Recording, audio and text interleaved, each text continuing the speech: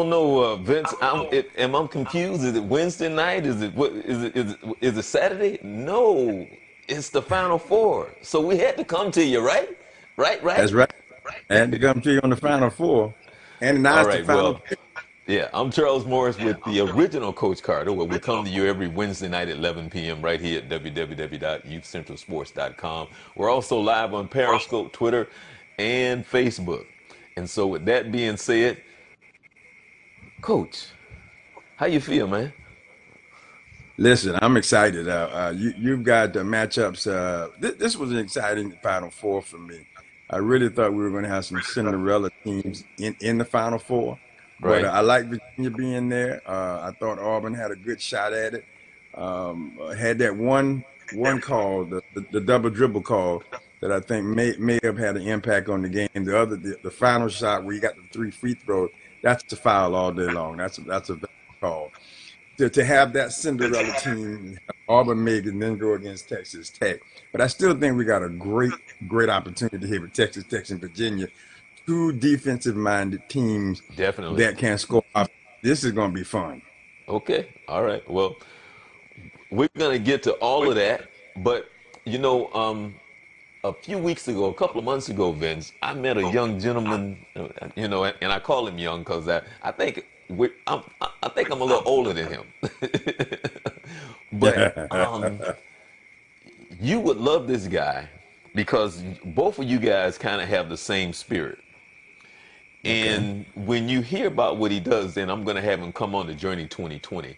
But I wanted him to come on Youth Central Sports because I had a conversation with him, Vince, and we were talking about sports. And then we was talking about competing. And then when I Mhm. got the feedback from him, because he's old school like us, in the sense of how the game used to be played and how the game now has shifted, and it's a little different. But then he had that conversation, Vince, of talking about his son who has the talent but don't have the passion. And I can Mhm. just relate to him going, my son can play this game if he just had the passion. But something that we talk about all the time is something that I can't give you. You know, when you Right. see, when you're talking, I mean, when you're coaching kids and you see what can possibly be, but you don't see the heart and the passion, which is a whole show within itself because I'm dealing with that now. As I told you that I coached Lauren, who I'm now coaching her son, who's 9. When I started coaching her, she was 9. Now she's 30. She has a son that's 9, and he don't have her passion. So, he don't have her heart. So I'm struggling. And so with that being said, I gotta introduce you to Stewart, and I'm gonna try to say his last. He told me it's Pirelli, I think. So help me out, Stu. So how do you pronounce Perrilliat, your Perrilliat, last name? Perrilliat, Perrilliat. Perrilliat. And you're out on the West Coast, out in Los Angeles, right? Oakland. Oakland. Oakland. Okay. Okay. Well, he was here a few weeks ago with the mayors with Sam Ames. And Mhm. we had a long conversation, and he has a similar program, kind of like Young Fathers of Central Florida. But man, his stuff is deep, Vince. His stuff is deep. Man, I mean, he does some great stuff. And I wish that I could have had time to put that trailer up because I would have played it, Stu. But before we get into the sports part, I want you to introduce yourself to Vince and kind of tell him what you do because Vince is very much into what you do. He does the same thing as well, and he's been doing it for a very long time. Okay. Well, Vince, I actually run a program called Man to Man Urban Youth Advocate. And what this program does, it works with young men and it works with older men. And we start actually with young youth at between the ages of 10 and we work to 15 and then that cut off. And then we got another group of guys that we work with from 15 to 24. And what we do is we work on anger management, domestic violence. I actually have guys that are mandated through the courts to have to go to 52 weeks of anger management class, domestic violence. And if they miss any of those, then they go to jail, you know. And so we have times when we don't call it a just a discussion. We actually have a dialogue. And we talk about all the issues that they deal with as far as men, young men. And so we get very transparent. We talk about fatherhood is my real main key, that I'm working with fathers and sons, and fathers, particularly men of color, being more engaged with their sons and their ex-partners. And so we're working on trying to stop this absentee fathers, or, you know, the fathers that's running away from their responsibilities because of fear. They don't have the right tools, they didn't have the right models, they didn't have the right mentors. And so rather than try, they just run away from their responsibilities of fatherhood. Mm-hmm. So we just went in. Okay, so we just went into San Quentin. We just interviewed 9 inmates in San Quentin State Prison. And the question that I had for them was, you know, give me the definition of a father. Where did you get your manhood? Who defined manhood to you? And what caused you to be, you know, landed in prison? Was it because of a lack of a father, or was it because you just made some bad decisions? And 9 out of those 10 told me that they learned masculinity, manhood from the streets. That's, you know, that's a common theme in the dilemma, is that there is a lack of leadership, there's a lack of relationship building, there's a lack of guidance, a role model or mentor, if you will. And when they do get it, they get it from the wrong perspective, and that they assume that to be what manhood is. And that's sometimes based on what they see on television, what we see socially in the street, and what's being told to them. And another factor is what's easier for them to do. It's easier to walk away and run away and give an excuse than it is to get engaged. So I get that. I understand it. I work with a program we call Man Up. We dealt with high school students up until their senior year that got in, you know, misdemeanor type things that kept them from actually having jail sentences. But we dealt with that from the standpoint of being a responsible male, that you would someday become a father, someday you become a husband, and what role model would you have? So I kind of relate to that. Plus I've worked with from the addiction side, whether it be drugs, alcohol, or co-occurring, reoccurring addictions. I've been on that side of it as well. So I understand. I commend you. That's a great place to be. Yes, I appreciate it. Yeah, right. Yeah, yeah. Some of the stuff that he's doing, it's like, man, God really put something on his heart. But Amen. One of the reasons why I wanted you to meet him, Vince, was because listening to his story, he grew up playing with Allen Iverson. So, okay. Yeah. And kind of give us your background a little bit before we get into the basketball part of it, Stu. Okay. Yeah, I actually grew up again in Oakland. So I played, you know, a few years before Jason Kidd and Gary Payton and J.R. Ryder, Antonio Davis, all those cats. We paved the road for them. But I made some bad mistakes and needed to hurry up. And one of the things that we were talking about when I was in Florida was when we played basketball, man, we played basketball to get out of Oakland. Now they just play it as you know, as just a activity. I tell my son, I said, man, if you want to just get some exercise, man, just run it down, you know, up around the corner or something. I said, but when you get in the game, you got to be productive. You got to produce, man. And they don't have that drive. But I actually joined the Marines, man. And when I joined the Marines, I was actually stationed in Virginia. And during those times is when I had an opportunity to play against Alonzo Mourning, Allen Iverson.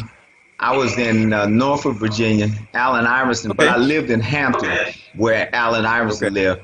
But I played against Alonzo Mourning in Virginia Beach, because that's where he was from, you know.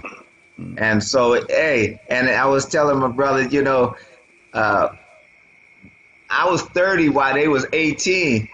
But I was putting it down on them, man. They went and sat down and watched me play, you know.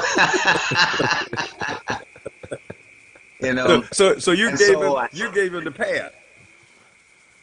Yeah, exactly. You know. But and this was way before it did, and during that time, you know, it was, what was the guy named before Alonzo Mourning that went to North Carolina? He was the #1 player in the country. He had the high top. Oh, he didn't really do too much. Who does the horses now? Who does I'm the sorry? horses? Brad Daugherty? Who went to Cleveland?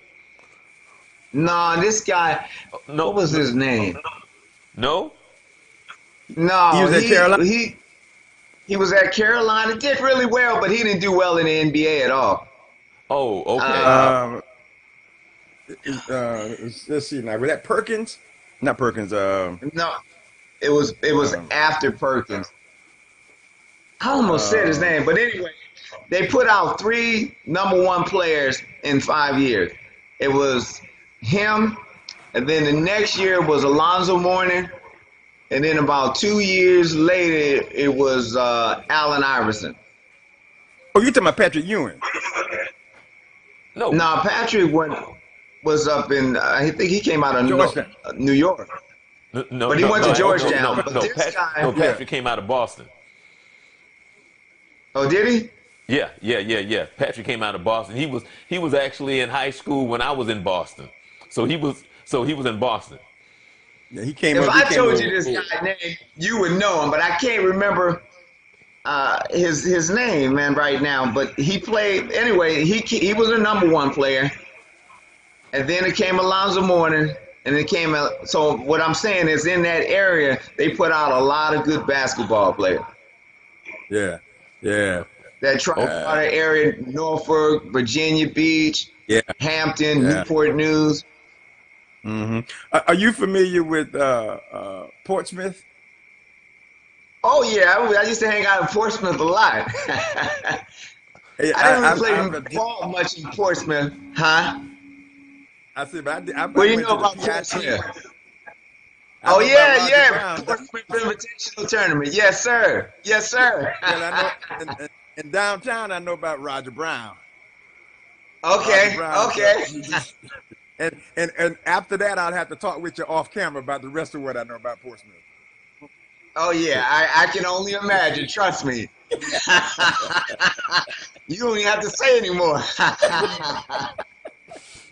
Yeah, Portsmouth was a little rough, man. Yeah, oh yeah. We're gonna get back to Allen Iverson for a minute, but Vince, when we talk about the Final Four, or any game period, and I'm asking this to you, Stu, as well, I think it's frustrating when you have such a competitive game. It doesn't matter whether it's the Final Four, whether or not wherever it is, and you're in the tournament and you're playing, and it's a good game, and then when the game is over, you're talking about a call or a non-call, and it's very frustrating because that game, Virginia and Auburn, which it actually, when I saw Auburn play, Vince, and I didn't say this on the show, but I kind of leaned toward them until I saw their big guy go down. And then I was like, man, I don't know how they're going to play what they got down. But then they played a very good game. And the fact that the official did not call that double dribble, we're having the conversation about that more so. I think that's going to be kind of like the headline, other than the fact that it was a 1-point great game. You know, how you feel about that, that's Vince? Well, you know how I feel about that is that we talk about people who have impact in a game. Is like LeBron James. We're talking about LeBron James, and he's out the playoffs. He's not doing anything. We're talking about Zion Williamson with Duke, who lost. That's still headline. Nobody cares about that anymore. The one thing about this call, it wasn't the total of a change that affected the game, but it was a missed call. You got to talk about that. I don't think it's the headline, But I do think you have to talk about it because it was a missed call. And that's something as a professional, as a referee, that's what you get paid to. You're paid to do that. So they missed that one. They missed it, plain and simple. Now, the last call in my book, and I listened to the explanation from the guy looking at it, the official on the sideline, it's an A-B move. He was in A position, jumped to B. That's a foul no matter when you call it. Oh yeah, So I mean, it was a foul, Vince. I mean, it was an obvious foul. They just missed it. They Right. just missed the double dribble. It's a missed call, and that's not the only reason it has impact because it was so obvious. But they missed a lot of different calls. That's just a big one on a big stage, and it just happened to be we got a chance to see it in its reality. Because I'm gonna be honest with you, just like all the guys sitting there, I didn't think it was a double dribble either. I didn't know that was a rule. No, but And I've been around the game for a long time. No, but Vince, when he picked it up, I was like, I kind of looked like that looked like a double dribble. I mean, the minute he picked the ball up with both hands, I was like, that's a double dribble.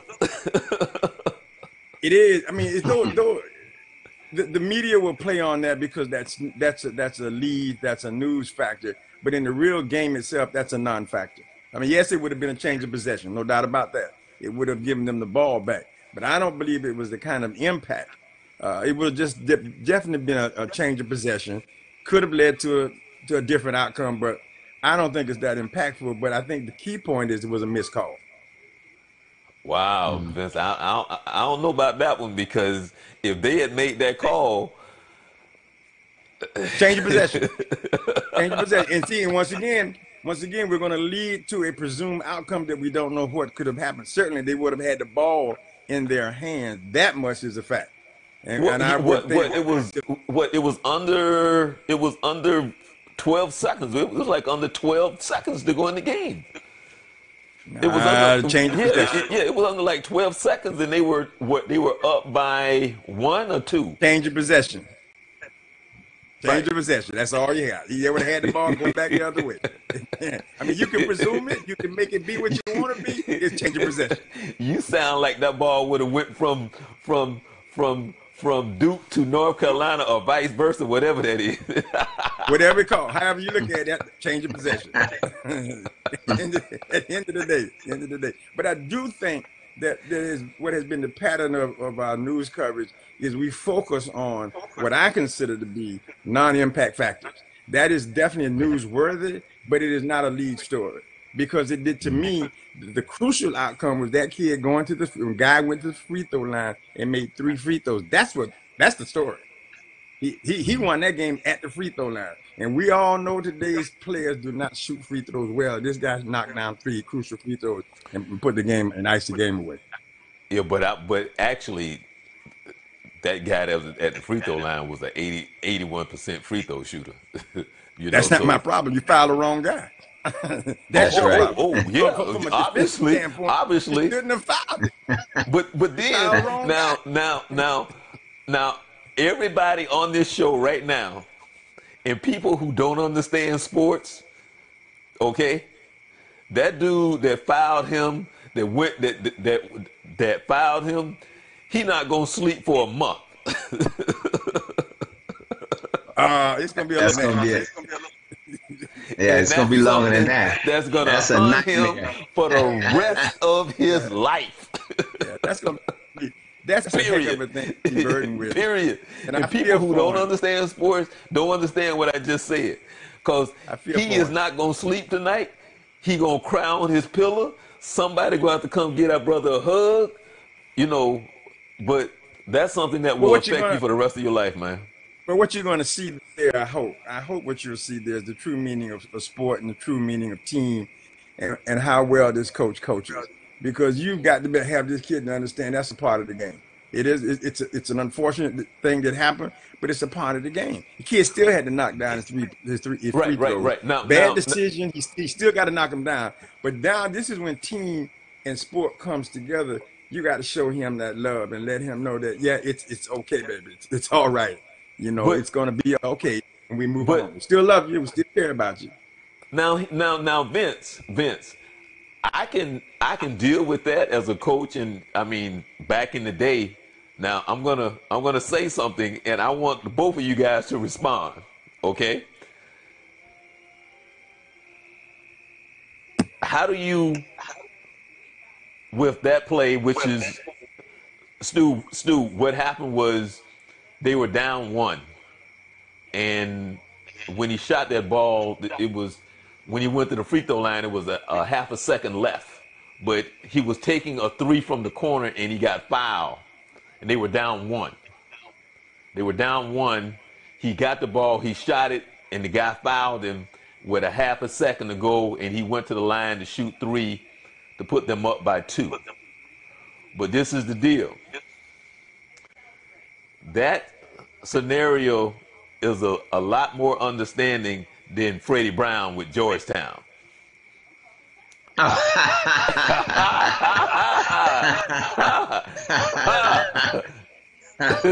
See, yeah. See, let me say this right here. Hold on, Vince. Hold on. Let me say this right here. Back when that happened, I was still in that competitive mode of playing, and you kill a mosquito with an axe, and I was very immature. So when Freddie Brown threw that ball to James Worthy, right? And then I saw John Thompson hug him, I was like, you need to hit him upside the head with a baseball bat. Because that's where I was then. But as I matured in life, I understood why John Thompson hugged him and embraced him. But back then, at that time in that stage of my life, and Vince, I told you this, my roommate when I was up in Boston was from D.C. And he told me when Freddie Brown came to the park in D.C., he said, man, look, some guys really almost beat him up. But which, back then I'd be like, yeah, you know, they should have beat him up. But I matured. But my point that I was trying to say was that mental breakdown and that mistake that was made by Freddie Brown in that game, I don't quite know where you put that from the standpoint of you have to embrace him. I'm not quite sure what you would have said, or Stu, what you would have said, Coach, what you would have said. But that's a tough moment in which you're going to have to try to help him get through that. It's a totally different, to me, it's a totally different scenario. Not really, because it's a mistake. And it doesn't matter where the mistake occurs, it's still a mistake. And to me, the integrity of a coach is, why are you coaching? What is your purpose in coaching? If it's just about winning and losing, then you're in the wrong place. It's about character building on and off the court. And mistakes happen in life. They happen in this sport or whatever sport you're playing. You got to get that kid past that point. Am I disappointed? Absolutely. I'm probably heartbroken. But at the end of the day, life goes on. It goes on. There is a tomorrow. There's a next season, or if he's a senior, whatever, we put it in his perspective and we try to help him move on. Now, I may go home and sit down and cry for a week because I'm disappointed because I lost. But I don't want to put that burden on him. So to me as a coach, I think my first responsibility is to get to him and let him know it's okay. It hurts. We're going to feel it. We lost the game or whatever, but it's okay. There going to be another games. There going to be other games. You're going to move on in life. This will be one of those experiences in life that you may not ever forget, but I want you to build on this rather than let this bury you. Because, see, quite honestly, Stu, this is the formation of where that positive male comes in. If you don't teach him how to deal with that, then when he gets over to this point where he's dealing with children, wives, situations, he's going to react the same way because nobody taught him how to deal with adversity. So it's tough as a coach because you got two hats on. I got my personal hat on. I'm heartbroken because I lost, but I got my coach's hat on. I got to take care of my kid too. Right. I really got to go and let him know. I think that's very important. What Coach Carter is saying is because that was a very pivotal learning experience. Because we all know those experiences you never forget. You will go to the grave with that, because it will haunt you every time you see a Final Four or a final game.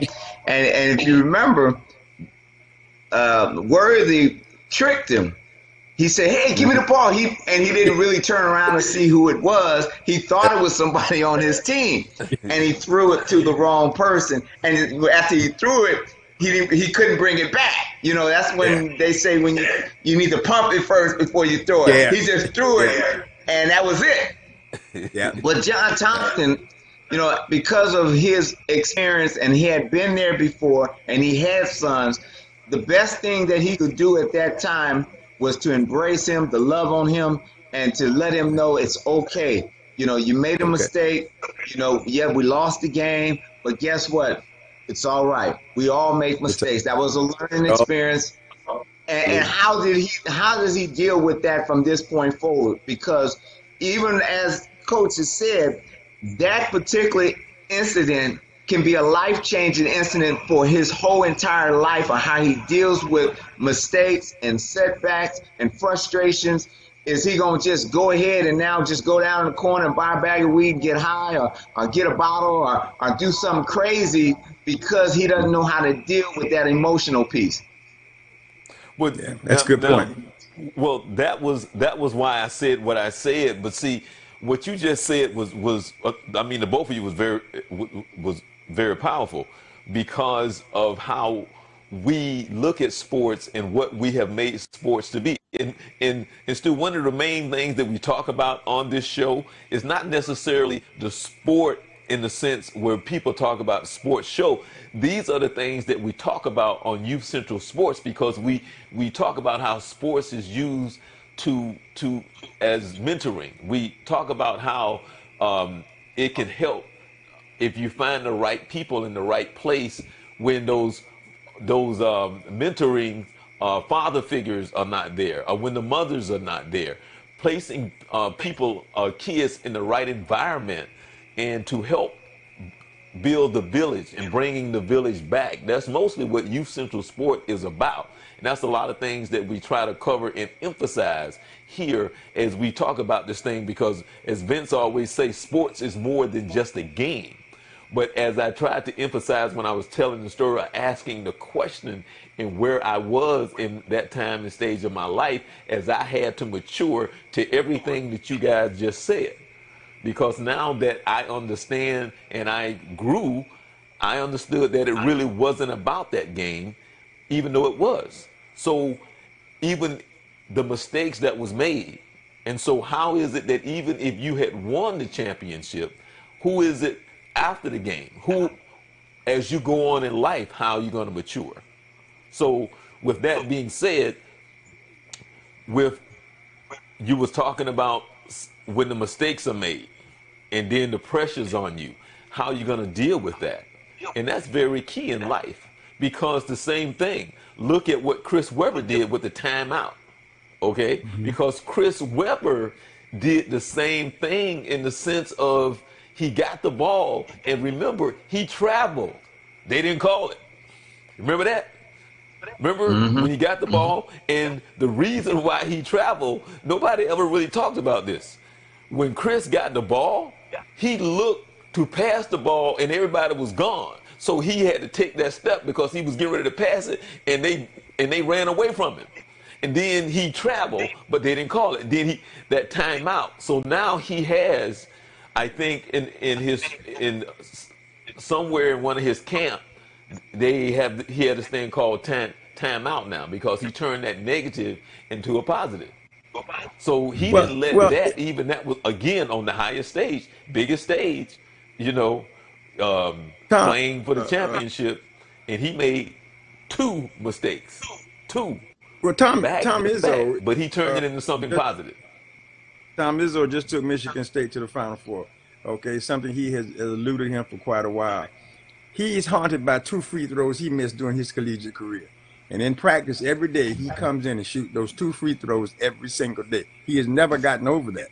But what he has done is turned it into a positive. It's something he used to his players to emphasize the importance of being able to make those free throws. And now it's a challenge. He comes in every day, knocks them down. It makes him feel good. Okay, but he uses it now as a positive. So those things happen. But see, on the other side of that, how do you get the positive out of the win? Because the win is just, the loss, it has an impact, but the win does too. And so how do you win? Do you win graciously, or do you win outrageously? Because that also affects how you affect your future and how you look at what you've done. So the coach has a huge responsibility in trying to shape the culture of what we're doing and how we do it. You got to celebrate a loss and you got to celebrate a win. And you've got to put importance on both of those. And so I'm looking at what these guys are doing and saying, like an Izzo, I could see where that would bother him, but I think it's therapy for him to go out there and shoot those free throws. I think it's just therapy in his mind. It makes him feel better, and he's using that now as a positive impact to deal with his players. I think a coach, just my own experience, a coach can make a player, break a player, can make a player excel, or make him want to give up the game. Right. You know, I've seen both sides. I remember having a high school coach. I was supposed to go to the school Bill Russell went to, which was McClymonds, but I went to a school called Castlemont. It was a bad decision. And if I had a father that was in my life, he would have, you know, because McClymonds asked me to come there, but my father didn't want me to go there. So I ended up going to a school that I didn't want to go to. Number one, that was a bad decision. But even further than that, when I had this coach, my senior year, my coach was Joe Roberts. Did you know who he was? Joe Roberts was when the Warriors won back in '76 with Rick Barry and them.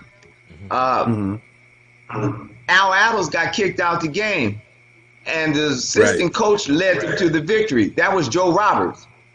Oh, okay. Now, his thing was we were running the plays that professionals ran. I think it was too advanced for us. And it was nothing we could do to please him because he done seen every stage of basketball. But this is the key point right here. So my mother and father went through a divorce when I was a senior, right? My behavior changed. Now, as a coach, he should have been able to recognize that. But he didn't. But he dealt with me in a different way than he should have, which caused me not to want to play again. Right. You understand what I'm saying? I do. He could have dealt with it on a different way. Like, man, I see there's something's wrong in your behavior. Is something bothering you? Is there something? Because he's the closest person to me. He has my ear. You understand what I'm saying? He has the voice to speak into my life, and he refused to do it. And I don't follow him. Maybe he didn't know how to do it. But we had other conversations before that. And so he saw me going to the right, and rather than talking to me, he benched me. We never had a conversation, ever. We had the worst season ever that year. You understand what I'm saying? Right. In history, you know. and the very next year, they actually fired him because he did some other kids like that, and it affected him. To one of the fathers worked for the Oakland Tribune. He wrote a nasty article. Man, they actually had microphones, and they had a press conference where the students was responding about how this relationship with the coach, how that worked out, and they ended up firing him. But just think about the people that was with me, because we had the best team in the city, and we were supposed to go state. And nobody on that team got scholarships. Wow. And we were playing against Crenshaw High and Inglewood, you know, in LA. Yeah, I know about Crenshaw High and Inglewood. Yeah. And South. In Oakland, if you've won the OAL, the Oakland Athletic League, then you go straight to the state. You wouldn't even go to playoffs. And we were playing against Inglewood, Crenshaw, and we would win, and they would win too. But I'm just saying, we were really competitive. And so when you talk about a coach and how he embraces that player and how he, you know, speaks into his life and comforts him, man, it means a lot, man, because it's easy in this game, man, to lose your confidence. Well, that's one of the things that that's what Youth Central, everything that you just talked about is what Youth Central Sports is about, you know? And uh, you know, we talk about that all the time and how important that is. And man, if we also talk about what you just said, because if you don't have your child in the right environment, then we have this conversation too. You know, because it it makes a difference. You know, Well, one of the things that oh, go ahead. no. Go ahead, Sue. One of the things that I was talking to Gary Payton when I'm gonna have, when we get off, I'm doing a documentary on fatherhood, man. And so I actually have some people, and he'll send you the trailer. It's about 2.5 minutes.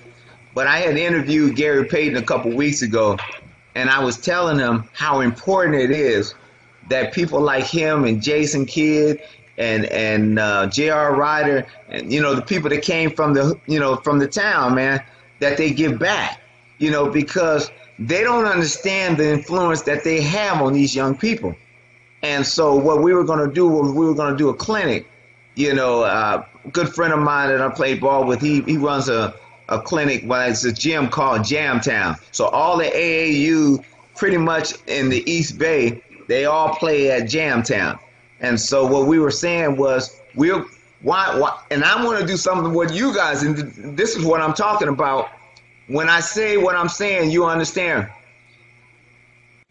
Basketball is more than basketball. I mean, yes, it is something, an activity, it's a sport, but it's really actually building character. It's building personality. It's really shaping that man. Now, all of these guys that's going to this AAU are being transported by women. Their fathers ain't around. It's the mothers that's dropping them off to practice. And so I'm saying these guys need to understand how it is to be a man, what it means to be a man, and that's our responsibility because we have access to them. They're at the gym playing, so rather than them just playing AAU, let's stop for a minute and do a workshop on active listening, conflict resolution. Let's stop and do a workshop about making good decisions. And if your friend's doing something that you need to, not have to say you're going to leave, but just start backing up and leave. You understand what I'm saying? Well, I mean, and one of the fundamental things that you find in that environment, that narrative that I hear about, a lack of relationship building. We don't build relationships. And I think when you build relationships, that's the door, that's the pathway, that's the conduit to making other decisions and getting that young man's ear. But we got to have relationships, and relationships are consistent. They're constant. That's it's right. The one thing I depend on. And that's something when I talk with youth, that's what they don't seem to respect, because they say, well, he doesn't mean it. Why? Because he didn't show up the other day. He told me he was going to see me every Tuesday. He wasn't there. Well, you missed that first Tuesday on that second Tuesday, you're done. So I think relationships, and that's true in coaching. That's true in our personal relationships, business. However, I always believe we start with relationship first. We build good, solid relationships, then we build from there. So I think that's a good point you make. And it would be great to have those guys. Anytime you get exposure or opportunity to have those guys, I just think that's great, because kids, they look up to that. It's definitely. And then, but when you say relationships, you're absolutely right, because they have trust issues and abandonment issues, because folks, like you said, have told them and let them down so many times that it's going to take some time before you can build that relationship with those young men. Amen. That's a fact. It's not impossible, because once they start talking to you and they see, that you're consistent, and they can see, they learn from you, and they enjoy being around you. Man, these young guys, they want game, man. They want wisdom. Yeah. They really want that discipline and structure, and so they're like a sponge, man. They just suck it up when you're there to give it to them. I have dealt with kids in youth in prisons and jails, and they equate love with discipline. Because I heard a kid tell me one day, he said, my dad doesn't love me. I said, why do you say that? And I said, because I know your dad. He said, my dad don't love me. I said, no, that's not true. I said, explain to me. He said, my dad let me do anything I wanted to do. whatever, and he never disciplines me. He never tells me no. He just whatever I want to do, he let me do. He said, "Do you do that with your kids?" I said, "Oh, absolutely not. No, no, no, no, no, no. No, that never gonna happen in my house." And he said, "Now that was eye opening to me because he said, now, Coach, I could live with you."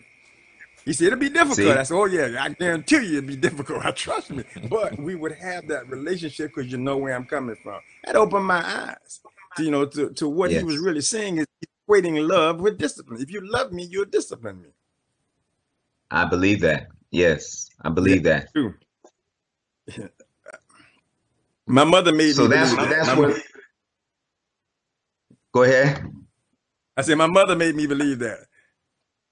Oh yeah, absolutely. The old school discipline. Yeah, but see, the thing is, you two have a lot in common. You have the same spirit because Stu, a lot of what you're doing is what Vince been doing for a very long time, and a lot of people don't know the depth of Vince and his involvement when it comes to drug addiction, alcoholism, and Vince liked to deal with the hardcore guys, the hardcore youth, knuckleheads. Yeah, he liked to deal with the knuckleheads. See, so he's right at home and dealing with the knuckleheads, but most people be like, I think we need to lead the room. So Vince is like, bring him in, so he's very comfortable, and that's me too. Yeah, that's me too. Where I host my man-to-man program in Oakland is called the Killing Zone. That's where all the murders is. Oh man, and that's big time. But you know what? I grew up in that area, so I already know. And so I don't have no problem. I lay down the rules and we get very transparent, but they can respect it because they say, man, this guy can relate to where I am and where I've been. Everything he's saying, he's making a lot of sense. I don't like what he's saying, but I agree, I agree. Even when I go into San Quentin. Yeah. Well, you go to San Quentin, man. When I first went to San Quentin, they used to make you read a sign to tell you that they're not responsible for you if you're held as a hostage. And they'd say that before you go in. They don't do that anymore. But it's a big, steel wall, man, that that door opens up and when you hear it go cling and you hear that shit. Yeah. Hey, the guys that thought they was on your shoulder now, man. So get off me, man. Wow. I was in the military. I was a military policeman, and we went to a facility, a stockade they call it, but it's nothing but a prison. And we went through 4 gates before we got to the door. In each gate, they took my stick, they took my weapon, and when they got back to the 3rd door, I turned around and said, "Where you going?" I said, "Nah, man, I can't go in there. You done took all my defenses." And I really had a thing about that. I said, "I can't go in there like that. First of all, y'all closing too many doors." But I can relate to that. But the key thing that you talk about that I found to be true is when you treat them with respect. We go in there and I'm not going to tell them that maybe I don't understand, but explain it to me. Help me to understand. I think I got the general idea, but explain it to me so I can be on the same table with you, giving him respect as a person rather than to disrespect him for what he's done. Because I used to tell him all the time, the difference between me and you, I know what you did. You don't know what I've done. That's right. That's right. They just don't know what I've done, but I know what you did. But you don't know what I've done. And my thing is very similar. I said the only difference between me and you is you got caught. Yeah, exactly. And I didn't. Because I'm not going to say that I was an angel and I did it and I got it all together. I'm not going to lie about that. But, it's just the grace of God that I didn't go in, But I can identify, I can help these guys, man. And that's one of the things I do as well, is I work with fathers in prison to help them have relationships with their children while they're in prison, that they have already established a relationship with their children while they're parenting their children in prison. So when they come out, they already have a relationship with their children. Okay. That's important. Actually, Stu, Vince, let's Let's check this out. I believe that a father gives identity to his son by the passion that's inside of him. If not, one of the neighborhood hood dudes could be a role model. The streets have a way of marking you. I was a drug dealer. I was an absentee father, charged with manslaughter for the killing of my stepfather. And I want to tell parents today that we have to be able to communicate with our kids. It's been 2,559 days since the death of Trayvon. I'm Trayvon Martin's father, of course, but I'm your father too. The conversation may not always be comfortable, but if it's necessary, then we should have it. And if you really love your children, then you'll realize that it shouldn't be a one-sided conversation. That's one of the greatest things my dad could have done for me was let me grow. Playing the drums can be loud. He never said stop playing drums. My dad let me play. I make a point to be at every one of my son's games. I don't care what's going on. I put him on the calendar just like anything else. One of the biggest gifts that a father can give to his son is the gift of his presence. I didn't realize that having a father in your life was a special thing. You would go to school and people didn't know who their fathers were. And I would think, what? Everybody knows who their dad is, so you're just saying that. But the reality was some people did not know. His father, didn't come pick him up to go to a baseball game. He sat outside, and his grandmother told him to come inside. Your dad's not coming, so I'm gonna wait. So I waited till nighttime, and my dad never came. What do you say to a son that you've abandoned for 20 years? What do you say? If you're not sincere, the boy will know it. Don't make a promise and not keep it. Cause it's my baby, this is one of my oldest kids that I raised, and I feel like I let him down. I felt like a bad dad. When you parent someone, the mother doesn't do it herself. Those people who were born, they're your blood. No one impacted my life like my father. Our children are always watching us. The father has the biggest influence on his son. A father's handprint is his thinking, his characteristics, his principles for life. And the children have to be wrapped in that handprint. They have to feel and experience their father's love and attention and direction. And without it, chaos. It's written in the Bible in Matthew 6:25-34 for survival. All right, Stu. See, if you give me a little bit of time, I can make it work, brother. Yeah, you made it work. Yeah. Dude, that's powerful, right? That is warms my that makes me humble, because that's a conversation, that's a language, that's a narrative that I've heard from the other side, not the side giving, but the side receiving. And so, hey, great, kudos to you, man. If anything could help, hey, I'm there. I'm doing. I appreciate it. Well, two of those guys, man. Oh, go ahead.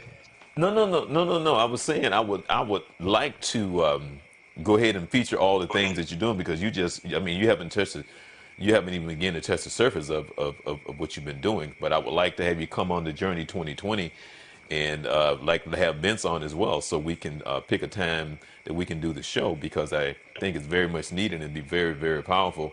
Because again, you haven't even began to touch the surface of all the things that you're involved in.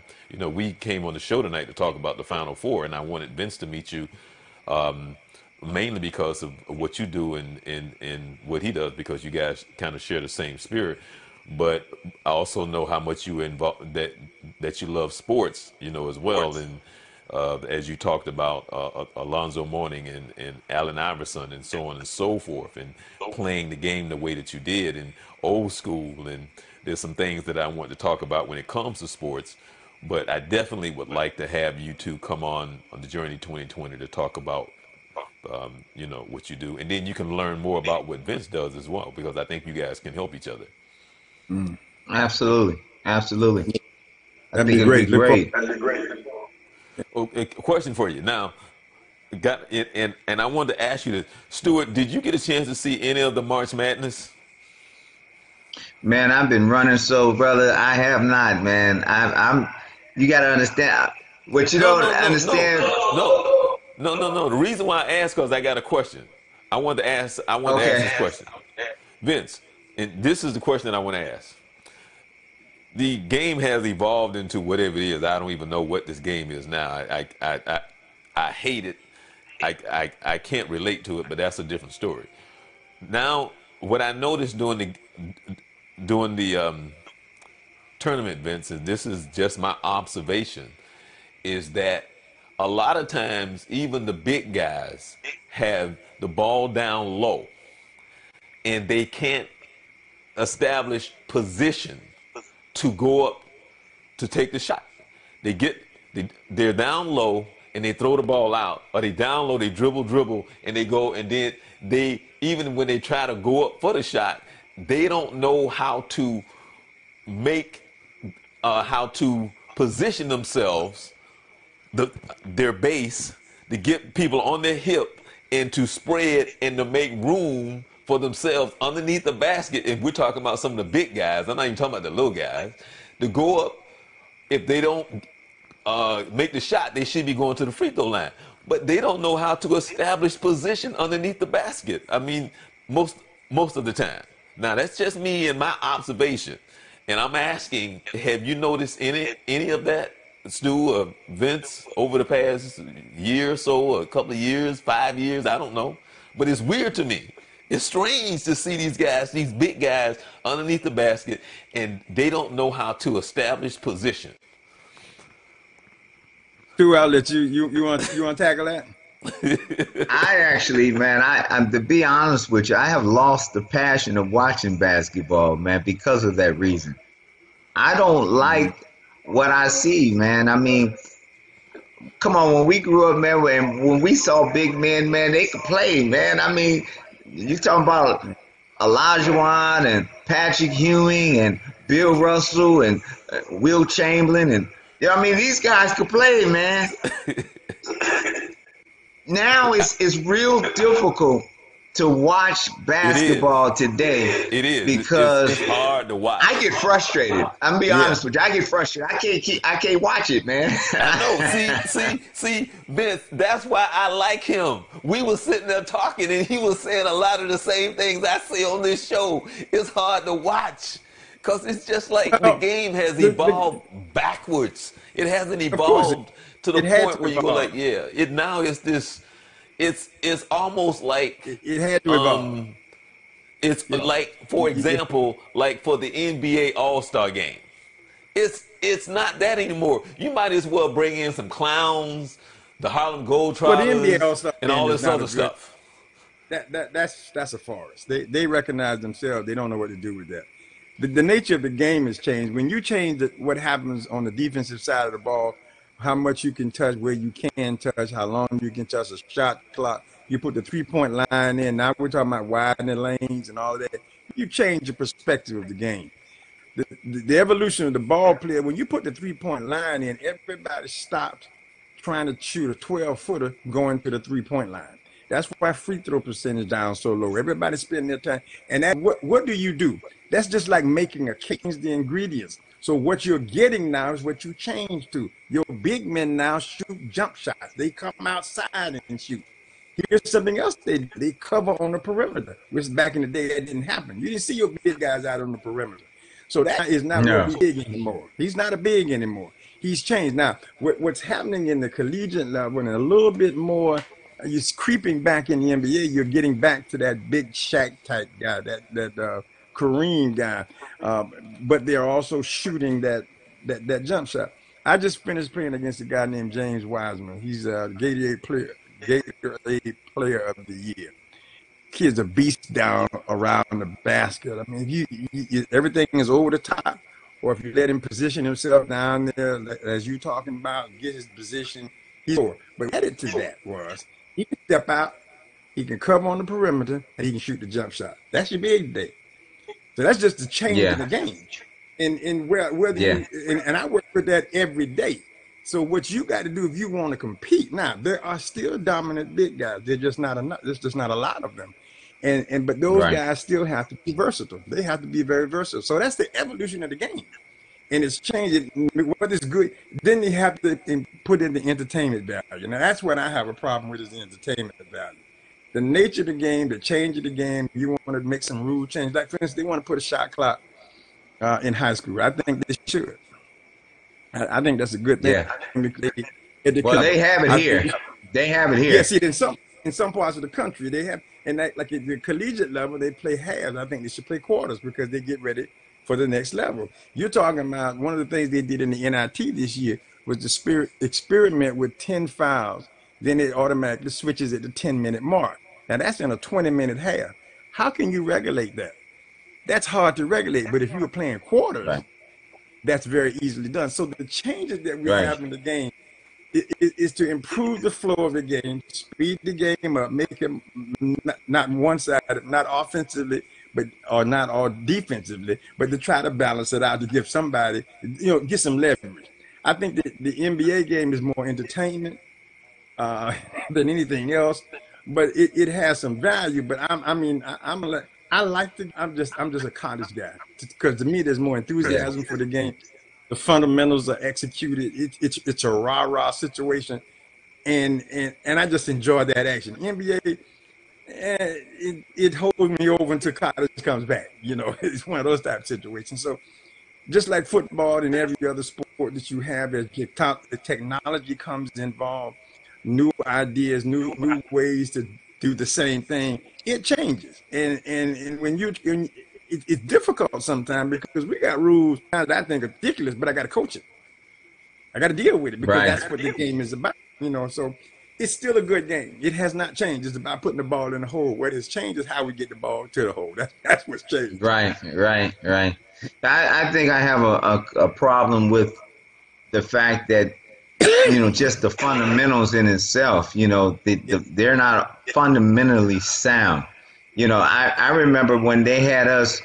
It would be a time that we couldn't even pick up a ball, man. I mean, we had to go a month with just drills. I mean, we couldn't touch a ball, just drills. Now it's not to that point or that level. I know, playing ball. I remember I don't know if you guys ever heard of a guy named Tony Jackson to play for DePaul. It came out of Oakland. He was He's the first person to ever come from California to play for DePaul, and dunked on Patrick Ewing his freshman year. Now he's 6'5", freshman 6'5". But see, this is the thing, man. It was the first person to get to the rim, you get dunked on. You don't see that much anymore. Guards dunking on centers. Right. It's the game it has changed, and you're right. But I think that it's taken away a lot from the competitiveness, and really I think these kids got it easy these days, man. They don't really have to, work as hard. When guys was playing, man, to get in when they were trying to, as you said, the college to me was always better than the NBA. The guys was trying to make it to the NBA. The guys in the NBA, they already there. So when they used to win the Olympics, they used to win the Olympics with college students. That's right. Now we can't win it with an NBA. and you know what else has changed too, Stu? But Stu, you make a good point. One of the things I think is a major change, not only in the evolution of the game, but it's the coaching of the game. We got a lot of coaches don't know this game. They like the AAU is north-south. That's all it is. They don't teach situational basketball. They don't teach half-court game. They don't teach fundamentals. They bring a kid in and tell them, hey, this is what you do. That has affected how the game is being played, too. Because Absolutely. It's the demand. Like, I'm an old school guy. I'm like you. A couple of weeks, we don't touch the basketball because you got to learn some stuff before I give you that basketball. You got to know where to be, when to be there, and how to get there. And, you still have some coaches like that. You still got guys that make adjustments at halftime that are at the end of a quarter. You still got guys that scout and prepare, but then you just come in and just run up and down the floor. That's disgusting to me. That's the part I don't like. Yeah. But that's where we are. And so I wonder sometimes, how do they get jobs? How do you have this guy? Yeah. And they don't help that kid get ready for the next level. It's all about me winning today. They don't help him get into college, and stuff like. I don't understand how could you not do that? So that's another part of the problem that we have today. But I'll tell you what's another one too, Stu. I'm see if you recognize this one. If you've seen this, it's parents, man. Parents. Oh, I was just getting ready to say. I was waiting for you to take a break. You're right. Absolutely. Oh man, that's a Absolutely. show all because they are off the Speaking of Vince, since you talking about that, I guess we might as well go ahead and just go ahead and tell us what this right here is about then. Well, coming up in July. Yeah, we're gonna have a conversation, and we're gonna try to cover some of that stuff about evaluating your coaching, evaluating your kid, evaluating yourself, looking at how to be a good parent, how to be a fan, and how to be a player. How to support your kid. One of the things I heard a couple of guys say, college coaches said, if you parent as a parent, spend some time teaching your child how to be a good teammate rather than be a superstar. Because the parents see a kid as an individual, coach sees him as a part of a whole, as a part of a team. And that's a big disconnect. That's a huge disconnect that takes place out there. So we're going to talk about some of that, some do's, some don'ts. And I'm going to tell them up front, I don't have all the answers. I'm just sharing my opinion. So, but I like the platform. We're going to be engaged. We're going to talk about it. We're going to try to come up with some reasonable conversation as it relates to these issues. Those are good. That's really good topics. I mean, you're right, and it starts at home. That humility and to be able to, to keep them humble and to understand. I always tell my son that what he has is a gift, and it's a gift from God. I said, man, to be honest with you, I never gave God that gift back to him. And it was all about me. But man, it's not about us, man. And we're not all that good. And sometimes a lot of these young guys think they're better than they really are, because, I was talking. And when you say parents, they actually have to be involved in a way that they understand when the shift takes place with the coach, that they're there to intercept or at least have a conversation with the coach. And I'll give you a good example. The coach had asked my son to play varsity the 9th grade, right? And my son said he wanted to play with his friends. I couldn't understand that. I'm saying, man, so he'd rather play with the 9th graders, man, than play varsity. I'm like, man, what is wrong with you, So, I let him go ahead and do it. So when he got in the 10th grade, I wanted him to play football because I wanted him to get tough. I wanted him to get hit a couple of times and, get a little tougher because I felt like he was a little soft. And so he played football. The time it came to play basketball, the coach didn't ask him to play varsity this year. Had him play JV. But then didn't tell me about it. But then after the season, he calls me and says, hey, I just want to touch base with you and see how Stewart is doing and, what is his plans? I said, well, in my mind, I'm saying, why are you calling me now? If you want to know, ask Stewart, Exactly. And I really didn't have a conversation for him because those are games that coaches play that mentally can disturb a kid and break his confidence down. True. Definitely. That's true. I agree. Yeah, I've seen that happen. Definitely. I've seen that happen. And I tell parents all the time, and one of the things that we work with is we tell parents, you want to know about your kid, ask your kid. Because he knows every day. That's right. He knows exactly what's going on with it. He knows. Now, he may not tell you, but he knows where he is. And if he's sitting on the bench, he knows exactly why he's sitting there. So that's right. So you want to come to me? No, go talk to him. And right. If he don't want to tell you, I'll tell you, but you ought to go to his son first. But that's that open dialogue. That's what I told the guy. I said, man, that's what I told him. I said, go, why don't you go talk to Stewart? Because one thing I'm teaching Stewart is that he needs to learn how to protect himself and to speak up for himself. He needs to be able to articulate and tell somebody how he feels. If he feels like he's been, now I'm not going to let anybody mistreat my son. But when we're talking to coaches and stuff and coaches are listening to what we're saying, they need to be mindful to, when you treat a kid, don't play with their emotions. Don't play with their feelings. Speak to them and be honest with them, so that they understand, so they don't get mixed feelings and misunderstandings about what the coach think and what they think. Yeah, exactly. That's exactly right. I agree with that 100%. Right. The last game, Vince, Texas Tech and Michigan State. Because I want to ask you about the women's Final Four too, because I saw both of the games last last night. I don't know if you saw those, but when I I asked you did. what you think of the Texas Tech in the Michigan State game, real quick. Well, one of the things going in, if they could keep Cassius from scoring, I felt Michigan was in trouble, and that's what they did. That was their focal point.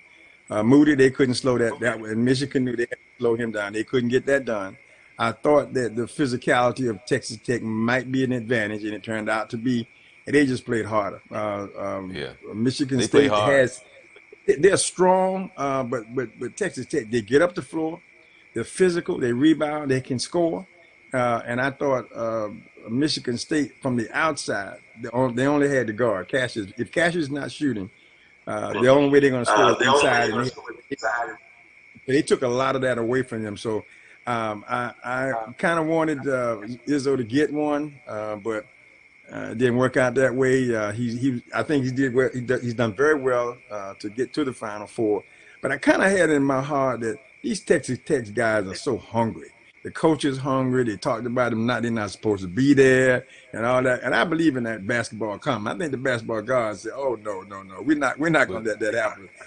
But they can play though. They can play and they play hard. Well, what you're going to have now, you're going to have two offensive teams meet each other that can both play defense. That's what's about to happen in the finals. So that's going to be really interesting. And right now, I'm giving a slight edge to Texas Tech. Yeah. Now I watched the women's Final Four. Pretty good games. Oh, without a doubt, no doubt about it. Yeah. So, I think Notre Dame repeats. Okay. They play hard. What was funny was because you're so used to seeing Connecticut being so dominant, but even though they played a good game, they just looked just as equal. They didn't have that dominance about them, and I don't think they did the entire season. Well, the last 2 or 3 years, there's been a shift, and other programs are looking just as appealing. And then there's only so many kids that can go to Connecticut. There's just so many. You can only take so many. So where are all those other good players going? You're seeing them show up in other schools, and it's changing the balance. The same thing is true in men's basketball. This one and done is going to shake. You're going to see more parity when they get rid of one and done.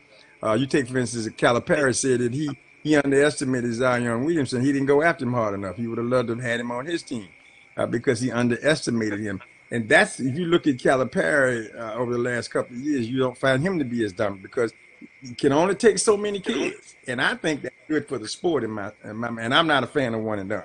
So I think if the parity is there, it's going to make it more competitive and more opportunities for kids to get out and play.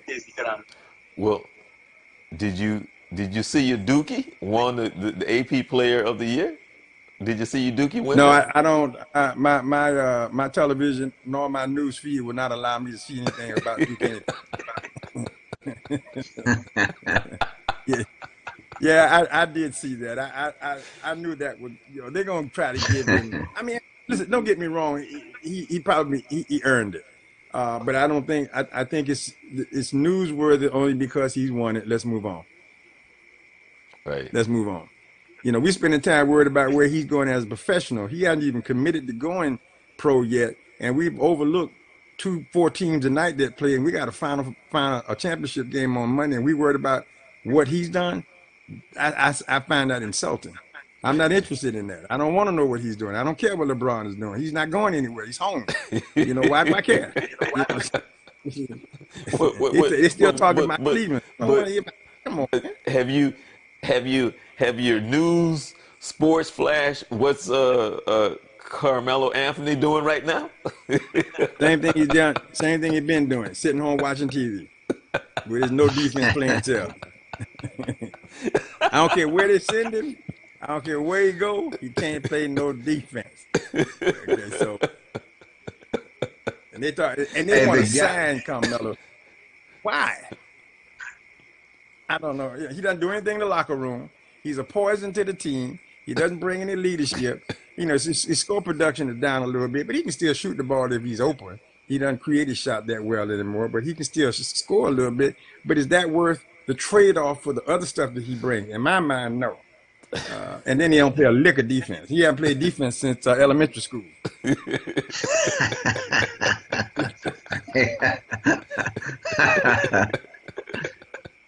But actually, I'm hard on Campanella. I'm hard on Campanella.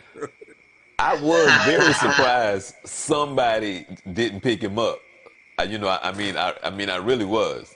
You know, I figured because you know how they are, because they'll find some way somehow to try to do something for a minute, but nobody picked him up.